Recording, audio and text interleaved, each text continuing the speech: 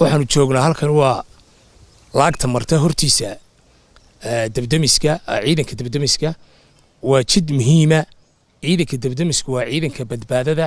waa ciidan shaqo badan haya wadadaasina ma aha wada ay ka maarmi karaan gaadiidka dabdamiska iyo gaadiidka kale isaga goosho magaalada gudaheega hadda gaariga idiin muuqda gudaheegu ku dhacay gawaadhi badan oo kale waa laga samata bixiyay laagtaas mar wal oo la saaro wado way go'da sababtuna waa inaan marka hore la dhigin jid tayo leh ama bariish yaro drainage ah oo loogu talagalay in biyo hoos maraan mas'uuliyadaasina waxay saarantahay waa golaha deegaanka iyo dawladda hoose waxaanu soo marnay wadooyin kale oo iyaguna halbowlaa gawaadhida dhib ku qaba dadku waa cashuur bixiyaal waxa laga qaadaa lacagtii wadamarista cashuurtii wadamarista cashuurihii kale waxay xaq u leeyihiin muwaadiniintu inay helaan jidad wanaagsan oo gawaadhidooda ay ku nabad galaan oo yareeyo shidalka oo yareeyo gawaadhida dhibtooda jidka imika dhib weyn baa lagu qabaa masiibada ugu weyn waxay tahay mar roob soo da'ana lama mari karo marka la marana saas ugu dhacaya gaariga mara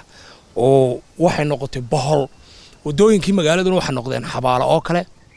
jidadkan go'aya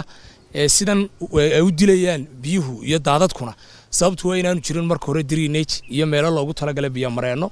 oo waxa weeyaan la dhisayna wada tayo leh marka waxaanu soo jeedinaynaa madaxweynaha waxaanu soo jeedinaynaa la xisaabtamo golaha deegaanka iyo maayarkiisa oo la weydiiyo caasimadii Hargeysa ay ahayd muraayadii qarankani siday u eegtahay jidadkeegu siday u eegyihiin bilicdeedu siday u eegtahay wada waliba siday u go'an tahay ee aan loo aqbali karin marnaba ummadana waxaan u soo jeedinaynaa xisaabtamaan inay ku xisaabtamaan cashuurtooda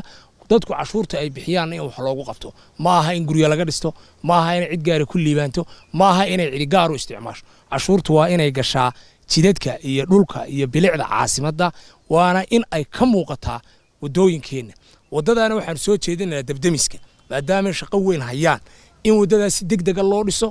si marka shil ka dhaco magaalada xaggan ay u soconayaan ay u helaan wado weyn oo u maraan dabdamiski xaggan marka u socdaan jidadka kale marayaan waxa soo hooni wuxuu u dhacayaa imika waa gaariga ku dhex dhacay jidka qofkaas waa cashuur bixiya gaarigaas kaga dhacay waxa weey hanti maaliyadeed baa maalin walba ku burburta gaadiidkeenu sababtay ugu jajabayaan wadooyinku waa inaanay lahayn tayo waa inay noqdeen biyo mareeno waa inay noqdeen laago waa inay noqdeen qaarkood xabaala iyo baholo waxaanu si degdeg ugu baaqaynaa xukuumadda iyo madaxweynaha iyo cid kasta ay khusaysaba